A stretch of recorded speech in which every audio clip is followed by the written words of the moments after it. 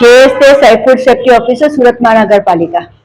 સુરત શહેરના નાગરિકોની આરોગ્ય સારું સુરત મહાનગરપાલિકાના ફૂડ ઇન્સ્પેક્શન વિભાગ દ્વારા સુરત શહેરમાં આવેલી વિવિધ સંસ્થાઓ, ડેરીઓ તથા હોટલ અને રેસ્ટોરન્ટમાંથી પનીર અને ચીઝના નમૂનાઓ લેવાની કાર્યવાહી કરવામાં આવેલ તથા લીધેલા નમૂનાઓ તપાસની અર્થે સુરત મહાનગરપાલિકાની ફૂડ લેબોરેટરી ખાતે મોકલી આપવામાં આવેલ, જેમાંથી 5 જેટલી સંસ્થાઓમાંથી પનીર અને ચીઝના 6 જેટલા નમૂનાઓ નાપાસ થયેલ છે, જેનું પરિણામ સબ સ્ટેન્ડર્ડ જાહેર થયેલ છે।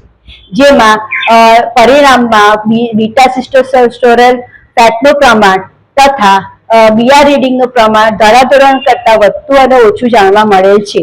સદર સંસ્થાઓના જે ખાદ્ય વિક્રેતાઓ છે તેની સામે એડજ્યુડિકેટિંગ કોર્ટમાં ફરિયાદ દાખલ કરવામાં આવશે તથા તેઓની સામે દંડાત્મક કાર્યવાહી કરવામાં આવશે।